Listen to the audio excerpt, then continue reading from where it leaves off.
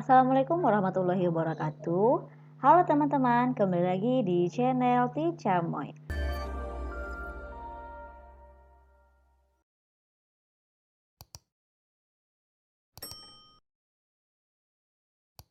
Sebagaimana yang telah teman-teman ketahui, bahwa pada tes P3K 2023 ada beberapa tes yang harus teman-teman lalui. Salah satunya adalah tes kompetensi teknis. Jumlah soalnya adalah 90 soal. Untuk video kali ini kita akan membahas tes kompetensi teknis jabatan terapis gigi dan mulut atau perawat gigi, lengkap dengan pembahasannya. Sebelum kita masuk ke beberapa contoh soal, ada beberapa materi jabatan terapis gigi dan mulut yang akan diujikan pada tes kompetensi teknis. Yang pertama berkaitan dengan asuhan kesehatan gilut, 2. Pengendalian infeksi, 3. Komunikasi terapeutik, 4. Manajemen, bisa manajemen puskesmas ataupun manajemen rumah sakit. 5. Kolaborasi, 6. Kebutuhan dasar, 7. Kode etik, 8. Promotif dan preventif, submateri UKGS dan UKGM. Kemudian dental assisting dan pengembangan kompetensi. Oke teman-teman, pada tes kompetensi teknis ini, untuk jawaban yang benar, nilainya adalah 5. Nah, sebelum kita bahas soalnya, teman-teman bisa mengerjakan soalnya terlebih dahulu. Ini seperti tryout ya teman-teman. Jadi nanti teman-teman bisa menilai jawabannya dan diakumulasi terakhir pada saat pembahasan. Oke, kita lihat soal yang pertama. Pasien datang ke pelayanan kesehatan dengan keluhan gusi bengkak dan berdarah. Setelah dilakukan pemeriksaan intraoral, terdapat karies dentin pada gigi 45. Sebagai perawat gigi, tindakan awal yang dapat dilakukan adalah A. Melakukan tindakan perawatan saluran akar. B. Mempersiapkan diagnostik set. C. Mempersiapkan bahan edukasi. D. Melakukan anestesi lokal. E. Melakukan pengkajian awal asuhan kes gilut.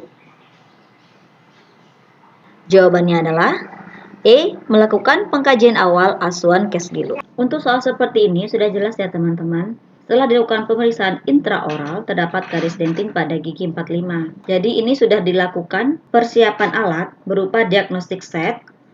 Untuk tindakan awal yang dapat dilakukan sebagai perawat gigi adalah melakukan pengkajian awal asuhan kesehatan gilut. Sesuai dengan konsep asuhan keperawatan, pengkajian keperawatan merupakan tahap awal dari proses keperawatan dan merupakan suatu proses yang sistematis dalam pengumpulan data dari berbagai sumber data. Gunanya adalah untuk mengevaluasi dan mengidentifikasi status kesehatan klien. Soal berikutnya, saat bekerja di puskesmas A, hanya ada Anda sebagai perawat gigi. Seorang anak laki-laki umur 8 tahun datang ke puskesmas A dengan keluhan gigi berlubang dan sakit bila kemasukan makanan. Pemeriksaan klinis terdapat karies yang melibatkan dentin di oklusa gigi tersebut dengan enamel yang masih sehat. Tidak ada keluhan spontan. Tindakan dapat Anda lakukan: A. Restorasi kelas 1 dengan komposit. B. Ekstraksi dengan anestesi lokal. C. Memberikan rujukan lanjutan. D. Restorasi kelas 5 dengan komposit. E. Mengedukasi pasien tanpa melakukan tindakan. Jawabannya adalah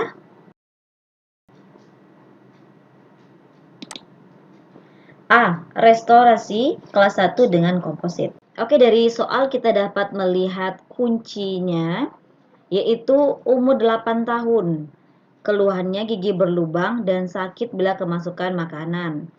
Dan tidak ada keluhan spontan. Dan di puskesmas tersebut hanya ada perawat gigi. Itu artinya tidak ada dokter gigi. Berdasarkan Permenkes nomor 20 tahun 2016 tentang izin dan penyelenggaraan praktek terapis gigi dan mulut, penambalan gigi 1 atau 2 bidang dengan gelas ionomer atau bahan lainnya dapat dilakukan oleh perawat gigi karena merupakan pelayanan kesehatan dasar pada kasus kesehatan gigi terbatas.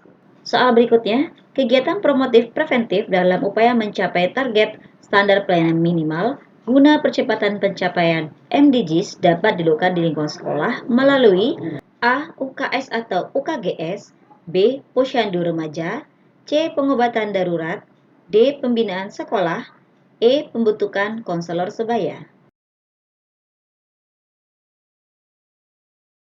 Jawabannya adalah A. UKS atau UKGS.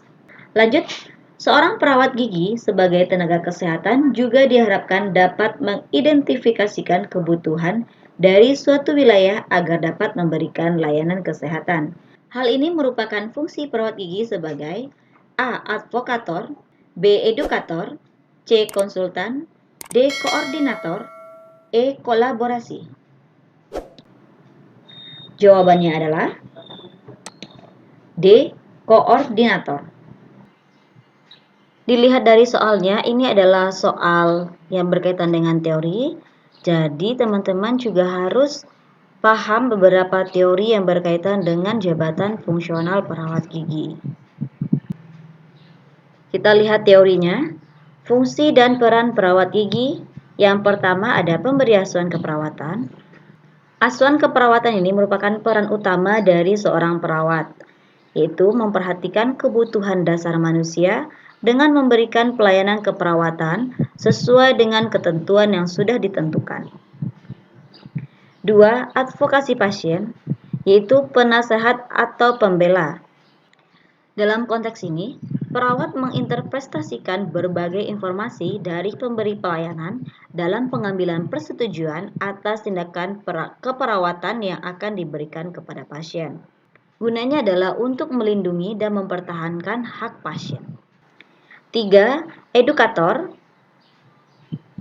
Perannya adalah untuk meningkatkan pengetahuan seseorang tentang gejala penyakit dan bahkan sampai kepada tindakan yang harus dilakukan untuk mencapai kesehatan. 4. Koordinator. Mengarahkan, merencanakan, serta mengorganisasi pelayanan kesehatan. 5. Sebagai kolaborator, yaitu perawat gigi bekerja dengan para petugas kesehatan lainnya. Konsultan, memberikan konsultasi terkait masalah atau tindakan keperawatan yang sesuai kepada klien. Peran ini biasanya dilakukan atas permintaan pasien dan bertujuan untuk mendapatkan keperawatan yang tepat. Pembaharu, melakukan perencanaan, kolaborasi, serta perubahan yang sistematis demi mencapai tujuan pemberian pelayanan keperawatan yang terbaik untuk pasien. Selanjutnya, Nyonya T, umur 25 tahun, berat badan 55 kg, tinggi badan 150 cm, datang ke pelayanan kesehatan dengan keluhan gigi ngilu dan bengkak. Ia merasa terganggu saat makan dan tidur. Hasil pemeriksaan terdapat impaktit pada gigi geraham atas. Pemeriksaan utama pada kasus di atas adalah A. Pemeriksaan intraoral, B. Pemeriksaan ekstraoral, C. Pemeriksaan tanda-tanda vital, D. Pemeriksaan fisik, E. Pemeriksaan palpasi. Jawabannya adalah, untuk ruang lingkup pemeriksaan fisik, sebelum kita melakukan pemeriksaan tanda-tanda vital, maka dilakukan terlebih dahulu pengukuran tinggi badan serta berat badan.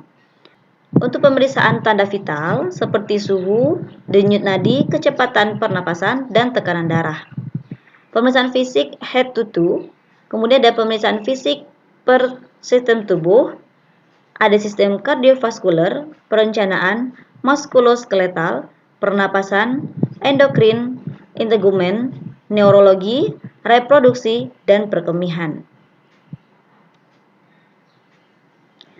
Soal berikutnya, saya sedang mengerjakan dokumen untuk penilaian puskesmas yang harus selesai besok pagi. Tiba-tiba atasan meminta saya dan Nyonya G menyelesaikan konsep secara bersama. Padahal saya dan Nyonya G sedang tidak akur. Sikap saya adalah A. Memohon kepada atasan untuk ganti partner, B. Meninggalkan pekerjaan yang diminta atasan, C. Menyelesaikan sendiri tugas dari atasan, D. Meneruskan pekerjaan dan berusaha untuk menyelesaikan tugas dari atasan secara bersama. Jawabannya adalah D. Meneruskan pekerjaan dan berusaha untuk menyelesaikan tugas dari atasan secara bersama. Dari soal ini berkaitan dengan kode etik teman sejawat. Kita lihat ya, kode etiknya apa saja. Untuk kode etik terhadap teman sejawat, yang pertama, terapis gigi dan mulut memperlakukan teman sejawat sebagaimana ia sendiri ingin diperlakukan.